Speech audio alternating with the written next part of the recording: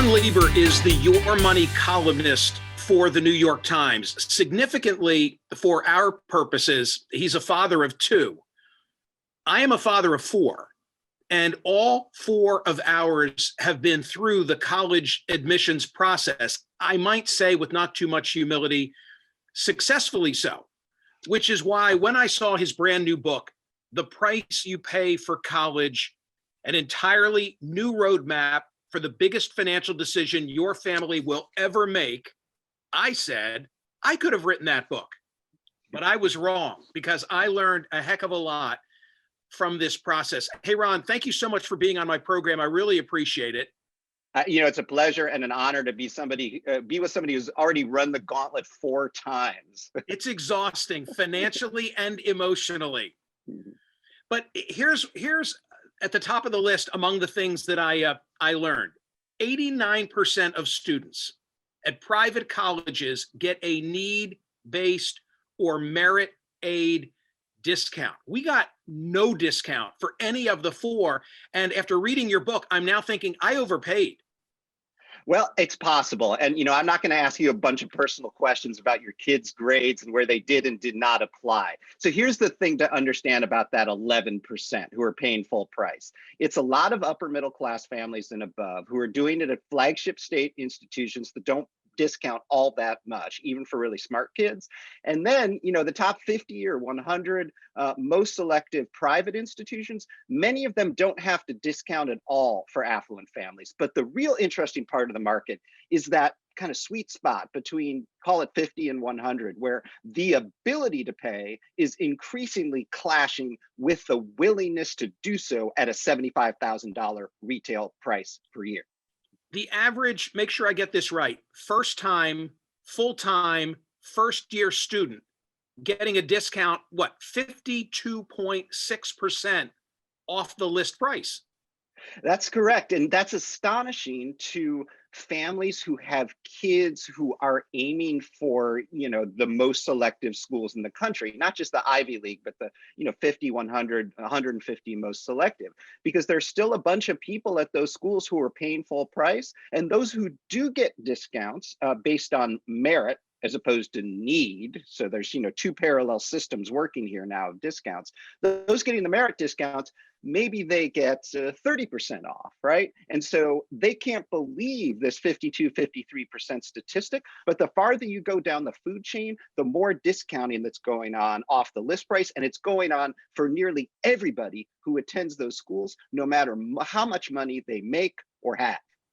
So when looked at the equation through this information, through this prism, have the costs of a college education increased the way we all think they have, or is it only for those who are paying full freight?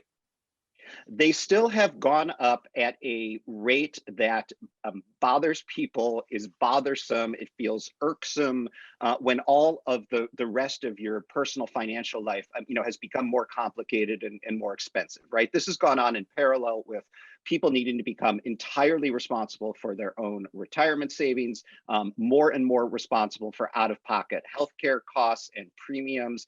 And so when they see these list prices, they anchor in their heads to what those are, especially, of course, if they're paying them. But even the discounts feel irksome. And what feels especially irksome are the financial aid formulas for people who do have need for, let's call it the upper middle class, right? If you make $150,000 a year and you've got a lights out student and they manage to get themselves into Northwestern, right? Northwestern's going to tell you that you should probably be able to afford to pay, let's call it $40,000 or $45,000 a year. That's going to seem insane to you unless you've managed to, save 8% of your salary each year for 15 years for college, which most people can't do. So there's this feeling, which is at least somewhat warranted, that this is still radically unaffordable, even if the prices have not increased quite as much on paper as they may appear. So what's your advice then to the family of a college applicant to make sure they're taking full advantage of whatever the financial resources might be?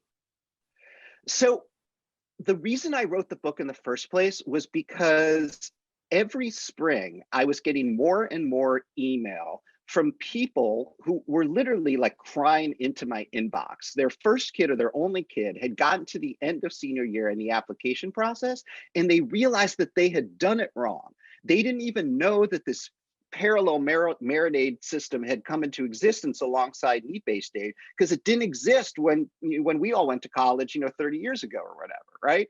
And so they couldn't believe that this had happened, or they just kind of expected that they would be taken care of by the gods and overlords and goddesses of financial aid. And when it didn't work out that way, they realized that they had made promises to their kids that they weren't sure they could afford to keep. So what I'm trying to do is raise an army of better informed consumers who start looking at this not in senior year in high school, not at the beginning of high school, not even in middle school. This is such a big and consequential decision, one of so much importance to how you launch your kid or kids into the world. You really need to be thinking about it when they're little and making a plan and starting to educate yourself. The merit-based aid that you speak of, how much of that is mandated by, driven by, a better word choice, driven by schools willing to go out and essentially purchase GPAs, so that their rankings are enhanced? I don't want to tell too many tales out of school because it's their privacy, it's not mine, but one of ours is an academic superstar, lacking in common sense, believe me, but an academic superstar. Literally the stuff of perfect SAT and LSAT. And what I watched just as he went through the process were schools willing to throw money at him so as to own his GPA, own his SAT, own his LSAT, I'm convinced, so as to market themselves in the US News ranking system. How much of that is a factor? You talk in the book, for example, about the University of Alabama. I think that the University of Alabama will take you and give you a free ride if you get a perfect SAT. So you have it exactly right. I mean, this is a significant chunk of what's happened. And one way to think about it is the schools that have deployed merit aid, some do it from a defensive crouch because it's being done to them by competitive institutions. And then there are the private schools like the University of Southern California, like Tulane, like Northeastern University, and on the public side, like University of Alabama, although a lot of schools are copying their playbook now, that have wielded merit aid as a weapon. They are going out into the market and purchasing, and that is a word that some of these enrollment managers use. They are purchasing much better students than average so that their statistics fall down into the school statistics that get reported to US News. US News increases their rankings, and then hopefully the school gets more and more prestigious and selective, such that it no longer has to give that much merit aid away anymore. Tulane University is a terrific example of this, and they had a lot working against them, given that they were dealing with Katrina and its after effects. But they are now in a position where they have been able to reduce the merit aid that's offered, the average amount, by 10% in just a year. So that's a significant amount when you are playing in such a competitive market. And so it worked for them. They bought prestige. They only have to accept like 17% of the students who apply now, and the amount of money that they're giving away is going down, and they can redirect that to people with financial need. Ron Lieber is the author of the brand new book, It's the Price You Pay for College. In the book, you also address the mindset. I hold it. You're a product of Amherst. You seem to have the same viewpoint. Hey, if I had to do this, I couldn't get in today. Is that really true? Could we not get in today? I don't think I would get into Amherst College today, no. Here's the reason why. It's not so much that I wouldn't be deserving, it's that the applicant pool has widened so much. The outrage, what a great Freudian slip that is, right? The amount of outrage among my classmates that their kids can't get in anymore is not small, but the outreach to people who did not go to, the best 10% high schools in the United States, the outrage, the outreach to people who did not have access to college counselors and counseling in the past, the outreach to people who are first generation students is much greater than it used to be, as it should be. right? And so the schools, in their wisdom, perhaps, have decided that what they really want is a well-rounded class filled with individuals who are really good at one or two things. That was not me, right? Right. Me I too. was a well-rounded kid who Yep. was good at a lot of stuff, but not really great at anything. And that was enough back in the day to get in, early decision to Amherst College. It would not be enough today. Right. Well-rounded doesn't work. Specialization does. Ron, when I write my book on the subject, I will have my Broadway play analogy, because when I explain to families who are about to go through it how to be successful, I say it's as if you're putting together a Broadway play, and the Broadway production is the university. They need actors, they need actresses, they need musicians, they need ticket takers, they need set designers, they need marketing people, they need people to clean up the theater. All of these different roles need to be fulfilled. And you need to decide where your daughter, where your son is going to plug into that equation. That's the best that I can do. I mean, you've got to fill whatever their niche might be. That is certainly a strategy, and a strategy that many families deploy. I do not believe that it is the only strategy that works. My book was more about money than it was Yep, about admission no strategy, doubt. but of course, I pick up all sorts of ancillary information. And Jeff Salingo's new book, where he was the fly on the wall in a couple of admissions offices, is a great read for anybody who's really trying to decode this. That's certainly one way of thinking about it. But in the financial realm, right? When you think about merit aid, one of the reasons that it's not so predictable at the most selective schools that offer it is that you can never be quite sure what it is that the school is lacking in any given year. Did half the orchestra graduate? Because then they may be throwing more money at the people who play the violin, right? And if it turns out that the Christian fellowship has been depleted, it's anemic now. There's not enough, people on campus who are servicing peers of faith. They're going to be looking for people who have written fantastic application essays about God, right? And you just can't be sure what's going on in any It's a given great year. observation. Hey, Yeah. in the book, you say the norm has become $100,000 for 4 years at a state university, $300,000 for selective private college. And of course, the big picture question, and an important subject for parents listening to this or watching this, is it worth it? Is it worth it? And then you go through some of the data, and you reference not only Lauren Rivera's experience, having been embedded in a consulting firm, but you also reference, and I remember interviewing him about his book, Frank Bruni, your colleague, and the data of how, when you look at the Fortune 500 firms, most of the CEOs come from state universities. So is it worth it to put yourself, your family, your kids through this process of trying to get in a situation where you can pay $300,000 for a selective private institution? Well, what I'm trying to get people to do is ask themselves more emotionally resonant questions and answer in a more emotionally honest and emotionally intelligent way. And the two basic baseline questions of human existence that apply here too is, what is the definition of success, and how much is enough? Right. So if you think about that in the college context, maybe you've got a 17-year-old who wants to do nothing more than become an investment banker at Goldman Sachs. God help them, right?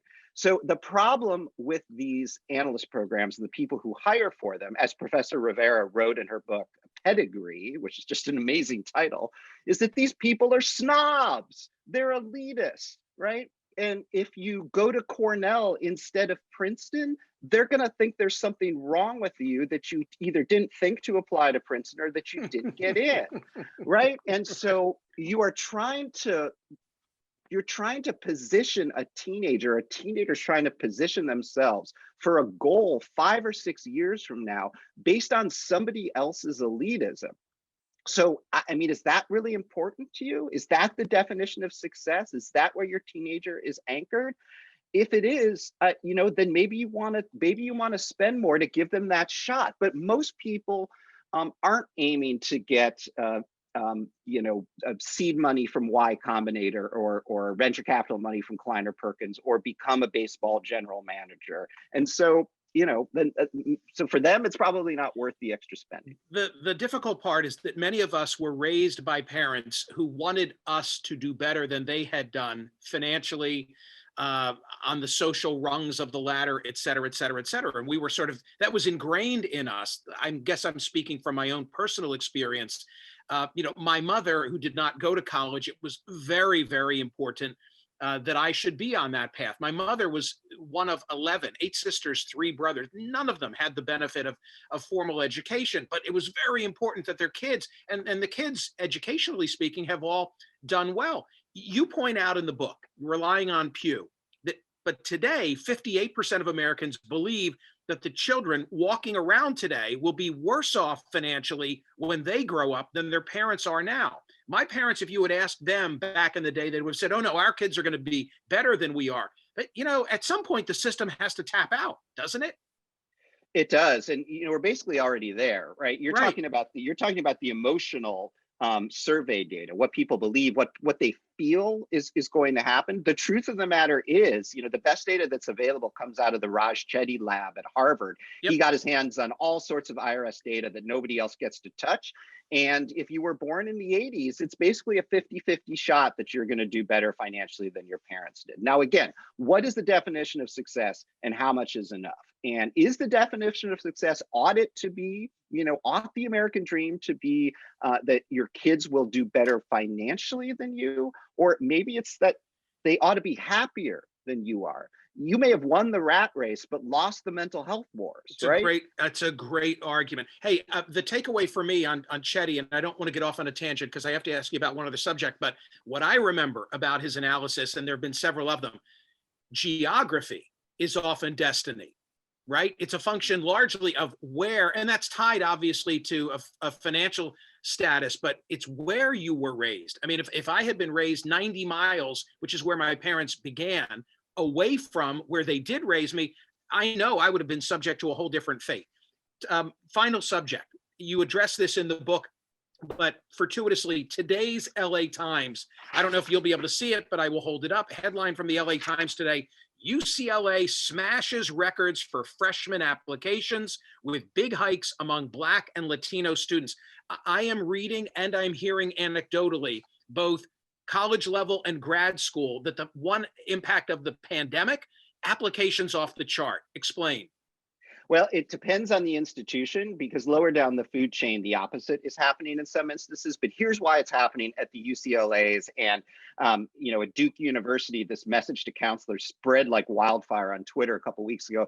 Duke is going to accept less than 5% of the regular decision applicant pool this year. That is insane, right? Right. Yep. So what is going on? Well, a whole bunch of these schools decided this year that, it wasn't really fair to expect students to figure out a way to get themselves to an SAT or ACT testing center, given that most of them weren't even open, right? And so they were not going to privilege the people who had managed to work that out somehow. And so they declared themselves test optional. And when you do that, all of the people who are really good students who just happen to be bad test takers or don't have the money to take the courses to beat the system, or don't have the time to go online to Khan Academy to take the classes because they're working 20 hours a week to support their family because they're low income, right? Those people then take their shot at Duke and UCLA because all of a sudden things feel more open to them. And so it is going to be very, very interesting to see how that lasts, whether it persists, what the schools do with the data from the people they accept who they might not have otherwise, right? And how well those people do in college, because if they do, the tests may go away, if not entirely, then to a much greater extent than they already have. Are you looking forward to going through the process with your two? I can't wait. My daughter is in ninth grade. I'm going to try not to embarrass her. But she's a super curious kid, and more than anything else, wandering around these campuses and doing laps of America the last several years, trying to see places I'd never seen before, gave me hope. These places are hopeful places.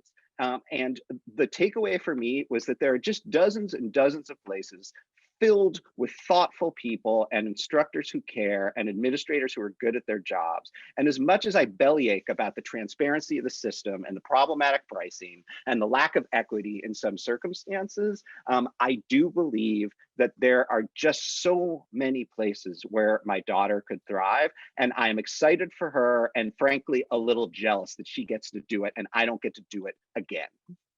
The Price You Pay for College, Ron Lieber from the New York Times. It's a great book. I could not have written it. That's the answer. Could not have written it, even though I live parts of it. But thank you so, so much. I'm really into the subject matter, and I think my audience will as well. Thank you, sir. Thanks, Ron.